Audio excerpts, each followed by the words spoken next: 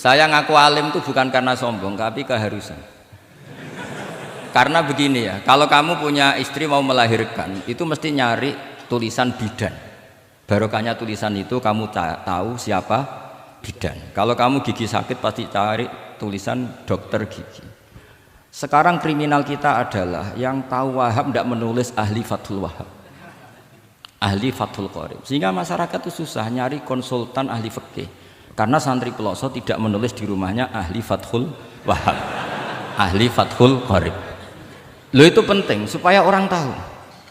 Setidaknya kenapa nyuwun sewu banyak, kalau saya boleh agak merovokasi, dan itu bagus, provokasi itu bagus kadang, tapi untuk kebaikan. Kenapa orang-orang lain itu menjadi rujukan? Karena mereka memaklumatkan diri, dengar gelar RC, MA, terus ahli fikih. Tapi kita yang ngaji Wahab, khatam, musyawarah khatam, nggak nulis di rumahnya ahli Fathul Wahab. Setidaknya Anda nulis konsultan kalau ingin mondok ke pelosok, sehingga orang daerah kamu kalau mau mondok ke pelosok konsultasi ke kamu. Tapi kita terlalu adab.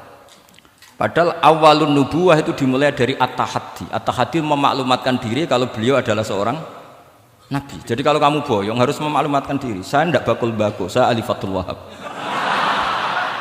Lah ini khataman Fathul Wahab cerita baku. Wah itu innalillahi wa inna ilaihi raji'un. Ini harus gimana nih mau? Ya Anda harus tersiksa dengan keterwakilan oleh ini.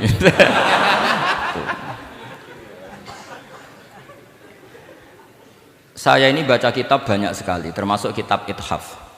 Ketika beliau mensarai Ihya, itu cerita kitab yang saya baca fil fikhi itu dihitung mulai mazhab Syafi'i sampai Hanafi semuanya. Saya baca kitab tasawuf ini. Jadi memaklumatkan diri. Awal dari nubuwah itu memaklumatkan diri. Sehingga orang gampang nyari. Kalau orang bisa nyari bidan, nyari dokter gigi karena tulisan. Kenapa orang kesulitan nyari ahli Fathul Qorib? Kalau kamu ahli konflik tulis saja konsultan spesial cerai karena pengalaman pernah cerai, tulis saja. Kalau ahli jomblo tulis saja ahli perjodohan. Supaya orang tahu keahlian kamu di mana. Saya di Jogja memaklumatkan diri, saya bisa baca Wahab, saya bisa baca Bukhari, saya bisa. Bukan dalam konteks sombong, karena kebutuhan umat yang ingin tatap bu'u asari Rasulillah, mencari-cari asari Rasulillah itu terpenuhi. Yaitu dengan ngaji orang yang ahli. Tunjukkan kalau baca kamu benar dan sebagai solusi umat. Umat ini punya problem banyak. Dan kamu mengajar dengan manhaj yang jadi solusi, yang jadi solutif, yang bisa jadi jalan keluar. Tapi kita enggak, santri itu banyak keluar dari pondok, tapi karena miskin, sudah dari mbahnya bapaknya memang sudah miskin ya. Terus atas nama humul, atas nama ikhlas, terus sering menyembunyikan diri. Menyembunyikan diri, pura-pura ada alim, memang sebetulnya ada alim juga kadang itu. Akhirnya terus orang sampai enggak tahu kalau itu alumni pondok. Tapi ketika ada orang konsultasi sama pihak lain, mereka tersinggung karena kok gak ke dia? Mau ke dia gimana? Nggak ada tulisannya, nggak ada potongannya.